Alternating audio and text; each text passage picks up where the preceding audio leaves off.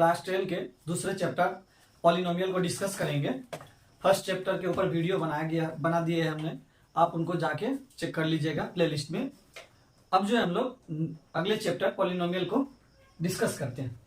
देखिए, पॉलिनोमियल के इस चैप्टर को पढ़ने से पहले पॉलिनोमियल जो आपके क्लास 9 में थे, वहां से आपके पॉलिनोमियल के जो सारे बेसिक टर्म थे उसे जानना आपके लिए बहुत जरूरी है। अगर वो आप नहीं जानते हैं और फिर आप इस चैप्टर को पढ़ने आए हैं तो वो आप अपने आप से मजाक कर रहे हैं, उस तरह की बातें हो जाएंगी। तो सबसे पहले आप क्या कीजिए, क्लास 9 में जो बेसिक थे टर्म पॉलिनोमियल का, जैसे कि पॉलिनोमियल क्या होता है, पॉलिनोमियल का डिग्री क्या होता है, लीनियर पॉलिनोमियल क्या होता है, बाइनोमियल क्या होता है, इस तरह के जो सारे टर्म थे, इन सारे टर्म को आप वहां से जान लीजिए। और वो जानने के बाद यहाँ पे आ जाइए। एटलीस्ट कम से कम आपको जीरोस ऑफ पॉलिनोमियल तक के आइडियाज होने चाहिए। तो उतना अगर आप जान लेते हैं तो क्लास 10 की जो बाकी के जो पॉलिनोमियल का जो टॉपिक है वो आपको आसानी से समझ में आ जाएगा। तो हम लोग क्या करते हैं, जो कॉन्सेप्ट हमारे क्लास 10 में यूज होगा उस कॉन्सेप्ट को हम लोग फिर से एक बार मेमोराइज कर लेते हैं। क्या था हमारा कॉन्सेप्ट? देखिए, आप लोगों ने डिग्री पढ़ा था, जो भी एक पॉलिनोमियल आपको दिया रहता है उसमें जो वेरिएबल होता है, उस वेरिएबल का जो मैक्सिमम पावर होता है, अधिकतम जो उसकी घात होती है पावर, उसी को आप लोग क्या बोलते थे, उस पॉलिनोमियल का डिग्री बोलते थे। तो डिग्री आप लोग समझ गए। अब मान लीजिए कुछ पॉलिनोमियल लिखा रहता था जिसका डिग्री अगर 1 होता था, आप लोग उस पॉलिनोमियल को क्या बोलते थे, लीनियर पॉलिनोमियल। जिसका डिग्री 2 होता था उसको क्वाड्रेटिक पॉलिनोमियल बोलते थे। 3 होता था तो ट्राई पॉलिनोमियल बोलते थे। इस तरह से अलग अलग डिग्री हुआ करती थी पॉलिनोमियल की। तो अब देखिए, एक चीज और पढ़े थे आप लोग, जीरोस ऑफ पॉलिनोमियल। तो जीरोस ऑफ पॉलिनोमियल आप लोग वहां पे क्या पढ़े थे, जीरोस ऑफ पॉलिनोमियल क्या थे यहाँ पे। तो जो भी आपके जो पॉलिनोमियल दिया रहता था उस पॉलिनोमियल का वैल्यू एक्स, मान लीजिए उसमें जो वेरिएबल आपको दिया रहता था, जैसे मान लीजिए ये एक पॉलिनोमियल हमने लिखा है, तो ये हमारा जो पॉलिनोमियल है ये px ये बताता है एक पॉलिनोमियल है जिसमें वेरिएबल कौन होगा, x होगा। तो मान लीजिए जो आपका वेरिएबल है उस वेरिएबल का आप वैल्यू आप रैंडमली लेंगे, जो भी वैल्यू सिलेक्ट करना है, और उस वैल्यू को यहाँ पे पुट करेंगे। और पुट करने से, इसे सॉल्व करने से अगर इसका वैल्यू आपको y मिल जाता था तो आप क्या बोलते थे, वो जो x की वैल्यू है इस पॉलिनोमियल का जीरोस था। ये आप लोगों ने क्लास 9 में अच्छे से पढ़ लिया था। अब आपको यहाँ पे क्या पढ़ना है, जो पॉलिनोमियल्स होते हैं उनका जीरोस जो होता है वो क्या होता है, उसका ज्योमेट्रिकल मीनिंग क्या होता है। ज्योमेट्रिकल मीनिंग कहने का मतलब, जो आप ग्राफ प्लॉट करेंगे लीनियर पॉलिनोमियल, क्वाड्रेटिक पॉलिनोमियल, तो उसके जीरोस आपको मिलेंगे। और वो जीरोस आपको क्या मिलेंगे, कैसा होता है ग्राफ में, वो आपको यहाँ पे जानना है। यही हमारा हेडिंग है, ज्योमेट्रिकल मीनिंग ऑफ पॉलिनोमियल। मतलब पॉलिनोमियल को हम लोग ग्राफ में ड्रॉ करेंगे और देखेंगे जीरोस जो है किस पॉइंट पे आता है, नहीं आता है, उसी को हम लोगों को यहाँ पे पढ़ना है।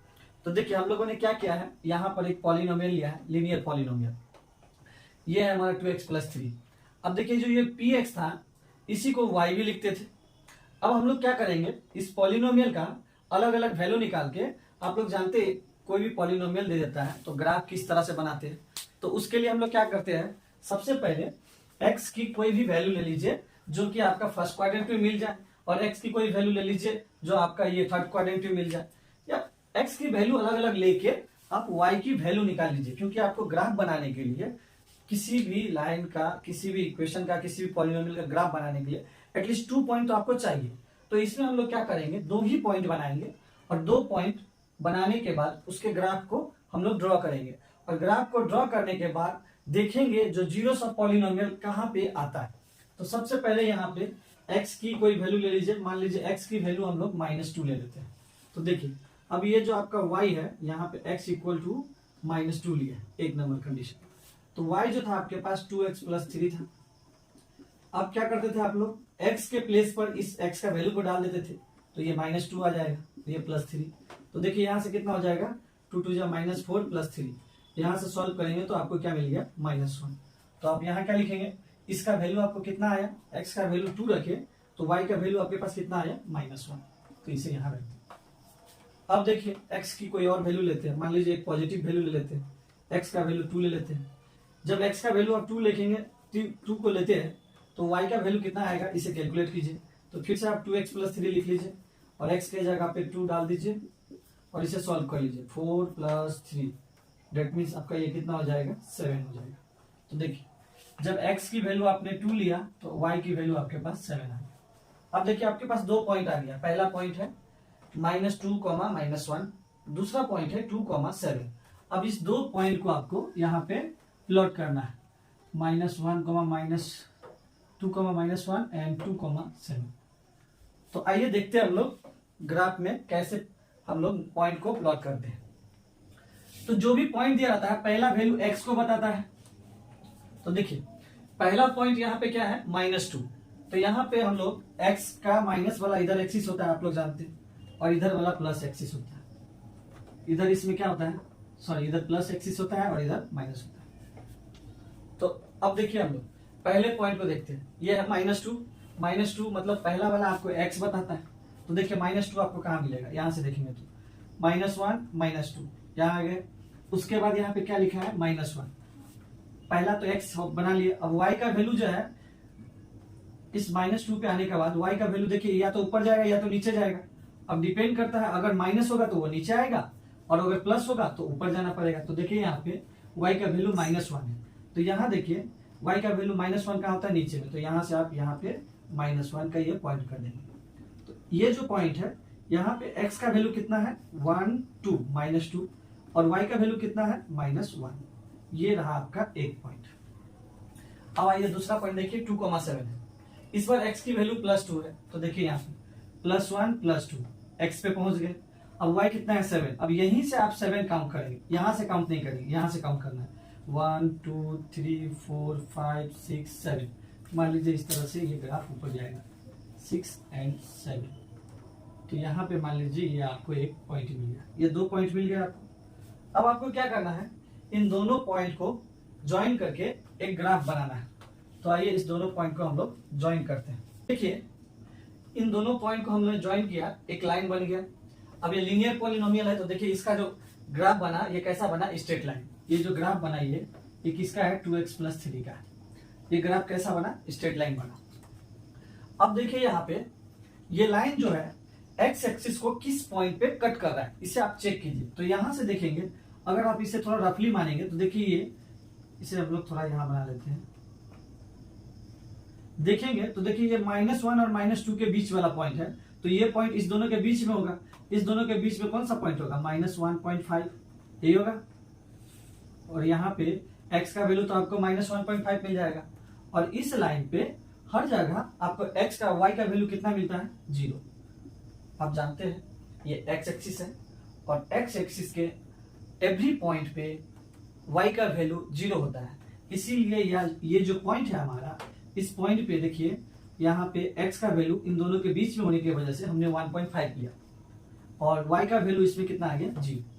तो देखिए यहां से एक डेफिनेशन ये निकलता है जीरोस ऑफ पॉलिनोमियल। जो जब भी आप पॉलिनोमियल का ग्राफ को प्लॉट करेंगे तो वो पॉलिनोमियल x एक्सिस को जिस पॉइंट पे कट करता है वो पॉइंट ही आपका उस पॉलिनोमियल का 0 कहलाता है। मतलब ये जो वैल्यू है यहाँ पे x का कौन सा वैल्यू है, -1.5। यहाँ पे x का वैल्यू कितना है, -1.5, या इसी को आप 3/2 भी लिख दीजिए, एक ही बात है। तो ये जो पॉइंट है x का, इस पॉइंट पे ये पॉलिनोमियल इस ग्राफ को कट कर रहा है x एक्सिस को। तो ये जो पॉइंट होगा इस पॉलिनोमियल का 0 कहलाएगा। तो आप यहाँ पे क्या लिखिएगा, x = -3/2 is 0 of polynomial y = 2x + 3। तो इन सारे चीजों को देखते हुए हमने क्या समझा, हमने यहाँ पे बस एक चीज समझा कि जो जीरोस ऑफ पॉलिनोमियल होता है वो एक्चुअली में क्या होता है, आप पॉलिनोमियल का ग्राफ को बनाएंगे और वो ग्राफ x एक्सिस को जिस पॉइंट पे कट करेगा, इंटरसेक्ट करेगा, वही पॉइंट उस पॉलिनोमियल का 0 कहलाता है। तो यहां से आप लोग समझ पा रहे हैं एक्चुअली में 0 क्या होता है। वहां हम लोग सिर्फ क्लास 9 में हम लोग क्या करते थे, सिर्फ वैल्यू निकालते थे और वहां हम लोग कुछ देख नहीं पाते थे, वहां पे हम लोग को कुछ मीनिंग नहीं समझ में आता था। बस इतना जानते थे जिस पॉइंट पे पॉलिनोमियल का वैल्यू 0 आ जाए वो हमारा पॉलिनोमियल का 0 है। लेकिन यहाँ पे आप देख भी पा रहे हैं किस तरह से ग्राफ पेपर में जीरोस ऑफ पॉलिनोमियल क्या होता है। तो आप इन सारे चीजों को नोट डाउन कर लीजिए। अब जो है हम लोग लीनियर पॉलिनोमियल के जीरोस को समझने के बाद अब जो है हम लोग क्वाड्रेटिक पॉलिनोमियल के जीरोस को ग्राफ में समझेंगे क्या होता है। देखिए हमने ये पहले से ये सारे कैलकुलेट करके रख लिया है ताकि टाइम ना वेस्ट हो, ना तो वीडियो की ड्यूरेशन बहुत लंबी हो जाती है। तो देखिए ये आपके पास जो दिया हुआ है ये एक पॉलिनोमियल दिया हुआ है। अब यहाँ पे देखिए आपके पास वेरिएबल कौन है, तो इसमें आप बोलेंगे वेरिएबल तो x है, और वेरिएबल का जो मैक्सिमम पावर है वहाँ कितना है, देखिए यहाँ पे 2 है और यहाँ 1 है और यहाँ तो 0 होती है। तो आप बोलेंगे इसका मैक्सिमम पावर 2 है तो इसका डिग्री 2 हो जाएगा। डिग्री 2 है इसीलिए इसे क्या बोलते हैं हम लोग, क्वाड्रेटिक पॉलिनोमियल बोलते हैं। अब आपको क्या करना है, इसे जो px बोलते हैं इसी को y लिख सकते हैं हम लोग, ये हम लोग जानते हैं। तो देखिए y, इस पूरे को हम लोग px को y लिख लिए और y की वैल्यू हम लोग यहाँ रख लिए। अब क्या करना है, आपको कुछ पॉइंट लेने हैं x के, अपने से रखना पड़ता है ये पॉइंट्स। तो आप क्या कीजिएगा, कुछ पॉजिटिव वैल्यू लीजिएगा x का और कुछ नेगेटिव वैल्यू लीजिएगा, और ज्यादा बड़ी बड़ी वैल्यू आपको नहीं लेनी है, कुछ छोटे छोटे वैल्यू तक में ही आपको रहना है। 6, 7, 8 जिस हिसाब से वो इक्वेशन आपके पास पॉलिनोमियल आपको देगा उस हिसाब से आपको पॉइंट सिलेक्ट करने पड़ते हैं। तो जनरली देखिए हम लोगों ने नेगेटिव में ये 2 पॉइंट ले लिया, -1 एंड -2, और पॉजिटिव में देखिए ये सारे पॉइंट ले लिए, और ये 0 है। 0 का आप नेगेटिव पॉजिटिव मत समझिएगा, 0 न्यूट्रल होता है, ना ही पॉजिटिव है ना ही नेगेटिव है। तो अब यहाँ पे देखिए x का वैल्यू -2 लेंगे, ऐसे ना x का वैल्यू आप अपने मन से सेलेक्ट कर लेंगे और y का वैल्यू आपको इस तरह से कैलकुलेट करना पड़ेगा। देखिए पहले जब x का वैल्यू आप -2 लिए तो ये जो पॉलिनोमियल था y = x² - 3x - 4, इसमें आपको x का वैल्यू x के जगह पे रिप्लेस करके पुट करके डाल देना है। तो देखिए यहाँ -2 का स्क्वायर, यहाँ -2 और -4, यहाँ की ये माइनस का स्क्वायर प्लस 2 का स्क्वायर 4 हो जाएगा, माइनस माइनस प्लस 3 2 6 और ये प्लस, इसे कैंसिल आउट करेंगे 6 मिल जाएगा। तो देखिए आप -2 लिए तो y का वैल्यू कितना आ गया, 6। इसी तरीके से कुछ नेगेटिव वैल्यू लिए है, जैसे -1 पे देखे तो 0 आया है, कुछ वैल्यू यहाँ पे लिया x का वैल्यू 4 लिए है तो यहाँ पे y का वैल्यू कितना आ गया, 0। इस तरह से आपको हर एक वैल्यू के लिए y का वैल्यू कैलकुलेट करना पड़ेगा। अब क्या कीजिए, देखिए आप जब इतने सारे पॉइंट को बना लेते हैं, पॉइंट्स को बनाने के बाद आप क्या करेंगे, इस पॉइंट को आप ग्राफ में प्लॉट करेंगे। ये देखिए यहाँ पे ये एक रफ ग्राफ है, आप लोग इसे ग्राफ पेपर में बनाएंगे तो आपका जो ग्राफ है एग्जैक्टली आपको परफेक्ट ग्राफ मिल जाएगा। लेकिन इस ग्राफ को आप लोग थोड़ा रफ समझ के चलिएगा क्योंकि ये रफ ही है। अब देखिए x का वैल्यू पहला -2 है, तो x जब -2 था तो y का वैल्यू आपको कितना मिला, 6। आप इसे प्लॉट कैसे कीजिएगा, x का वैल्यू देखिए यहाँ पे -1 -2 पे y कितना है, 6 है, तो यहाँ से देखिए 1 2 3 4 5 6, पहला पॉइंट आपको मिल गया। इस पॉइंट को आप क्या लिखेंगे, -2, 6।